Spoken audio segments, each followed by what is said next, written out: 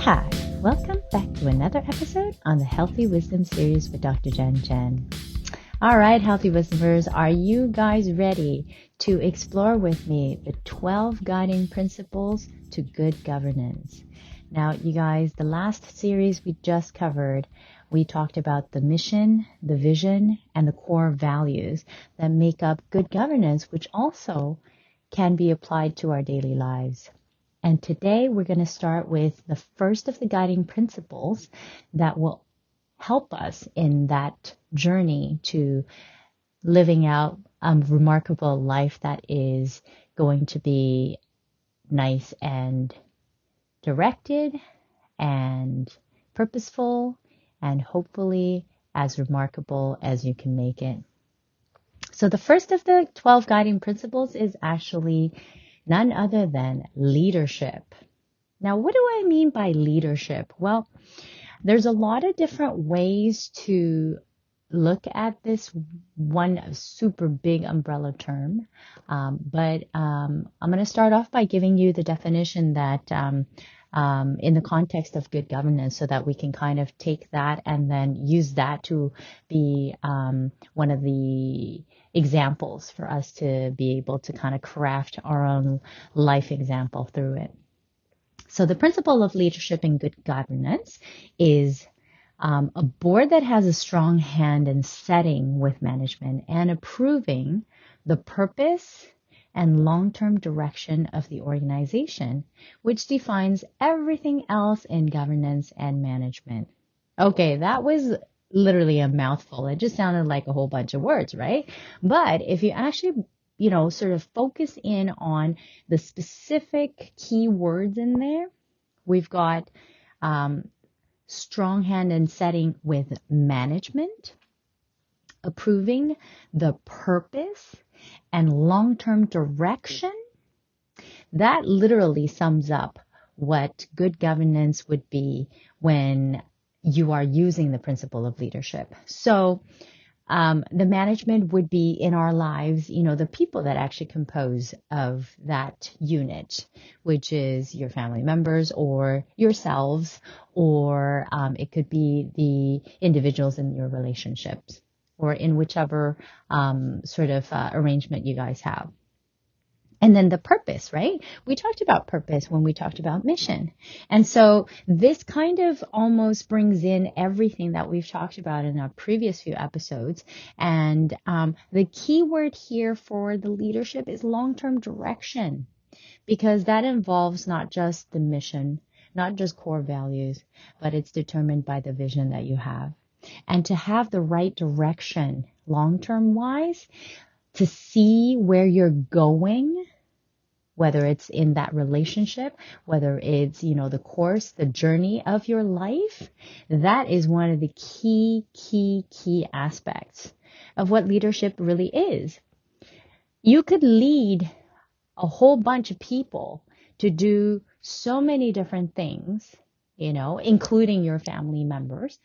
But if you happen to be barking up the wrong tree or actually leading people in the wrong direction, meaning you are heading towards somewhere that you actually had not meant to, then the direction it has been detoured, right? And you'll end up doing all the right things, but going in the wrong direction. So the end result and the outcome will not be what you would want it to be. So one of the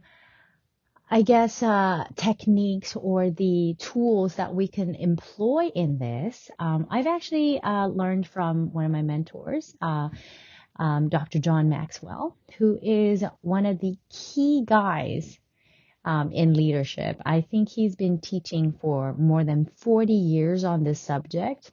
And what I'm going to share with you guys today to be able to kind of use some of the tools that he's used or he's also taught us to use is what we call plan ahead. Now, I know it sounds very literal, like, oh, well, prepare and plan ahead, right? But it actually, each of those letters actually stands for an area that you must focus on in order for you to actually be able to plan ahead and create that positive direction, that positive change that you want to see in your lives, in your career, in your direction in life, in your relationships, in anything that it is that you want to accomplish. So, one of the key questions before you want to start employing this plan ahead method is to ask yourself, whatever this change could be that you are going to be making, or this decision per se, how is it going to affect you? So you want to ask yourself, how is this going to affect me? And that's when, once you've decided, you get an idea how that's going to affect you, write it down, right? Break out your journals, grab a pen, let's write it down. Let's just think about this. Let's brainstorm this. And then we can employ the plan ahead method. So what does the first P stand for? It stands for predetermine. What's the change that's needed? That's actually fairly straightforward. You determine what is the change that needs to happen for you to be able to move further in this relationship, move up in your career path, or it could be if you have children or you are in the process of learning or teaching someone something, how you are going to make the changes possible. So you have to predetermine that to be able to help you better learn, help you better guide this person. So the L in plan ahead stands for then the next step, which is lay out your steps for the change, right? So just as plan ahead means, you got to lay out the steps before you actually go ahead and do them. You got to kind of know, like, what are the steps that I would need to take to make this change happen, or for you to be able to succeed in whatever it is that you are trying to achieve. So there are a few little key areas that you want to keep in mind as you are laying out these steps. And you also want to keep in mind, for example, that as a leader or in that leadership role, whether you're the head of your household or you are in a relationship where you are the person that, tends to be the more proactive person, or you take on more of a sort of directional role in the relationship and or your career path, these are some of the things that you want to keep in mind, right? So you want to always think that you're going to walk ahead, right? Walk ahead of them so that they can see what you are seeing, right? This is part of laying out your steps. You got to kind of be in this type of thinking. And you also want to be walking beside them so that they can participate in the journey together with you, right?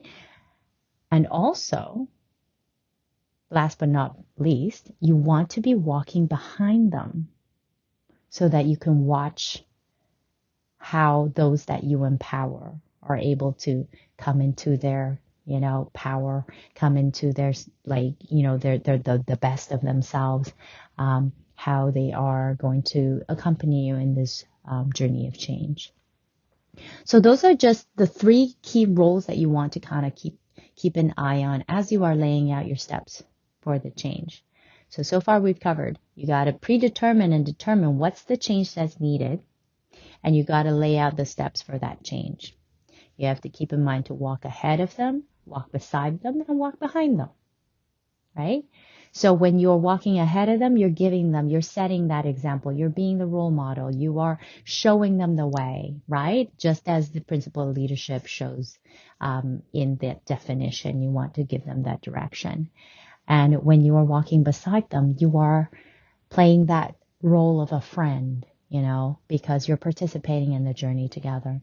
And then as a leader, you want to then be able to walk behind them and support them and empower them as you are making that change together. So the next one is the A in plan, and that's to adjust your priorities. Okay. And by adjusting our priorities, what do I mean by that? Well, sometimes there are lots of different types of changes that we can make. And most of us will choose to make the small changes first. And that's okay. You got to start somewhere. But keep in mind that you got to make the critical changes, the important ones. You can't just make, the very superficial changes and the cosmetic ones. You got to make sure that you actually do make the right changes, the most important changes, the fundamental changes. And I know you know what I'm talking about because, if you sit down, you're actually writing down all these steps and you're really looking at what it is that needs to happen for you to move into the next level of yourself and move into that space. You'll know what needs to happen. Most of us do know what changes need to happen. We just maybe aren't quite ready to face the challenge and actually do it. But after you employ this plan ahead method, I guarantee you will at least move the needle towards, where you need to be. So always keep in mind when you're trying to adjust your priorities that, there's always an answer, right? So you may not, actually think of it right away, but if you keep, kind of brainstorming and you kind of keep at it, there's always an answer that will, surface. And you'd be surprised. There's usually multiple ones. There's multiple answers that, they can come down the pipeline. And as you make these changes, even the smallest of changes, you'll notice that, there more and more, answers come to mind. So it's a pretty amazing process once you start, sort of implementing this. And the N stands for notify, those key people around you about this, because change doesn't just happen overnight, and to be able to become, more, taken on more of a leadership role, we need to actually involve those around us, and we can't do it alone, right? So leaders will surround themselves with people that are going to support them, to help them to also, sort of be on this journey with them, right? And so you'll have those people that are going to be, key implementers in your life, when you delegate, certain things. You're going to have the influencers who are going to be very critical, and their approval is going to be essential for you to be able to make those key changes. So one of the most important things in this step is that you must be clear in your communication of the changes proposed. Because a lot of times what we'll do is we'll kind of graze the surface of, what we want to try to communicate. And a lot of times that won't be clear. It will not be concise. And generally people will feel a little bit lost. And if they feel a little lost or confused, they may actually head in the wrong direction. And in the end, then, all goes down the pipeline in not necessarily the direction that you were intending for. So absolutely, you must be clear on how you're communicating those changes that you are proposing so that you can both get to the next level, right? So for example, if you are in a relationship and, you've been in limbo mode for about 2 years, and there's no mention of whether, the next step is to, make this an actual commitment for the rest of your lives, well, those are some conversations that need to happen because you know what? You need to know. And they should know too. Even if they don't want to know, they should know too whether, where you stand on this relationship, right? So that is something that's really important. And so let's quickly review before we move on to the ahead portion. So the P in plan is to predetermine what the change that's needed. L, to lay out those steps for the change. A is to adjust those priorities. And N, to notify the key people and to be able to communicate that in a clear, concise manner. Okay, so the ahead portion, the A stands for allowing the time to absorb and implement these changes. Let's not get ahead of ourselves. Any type of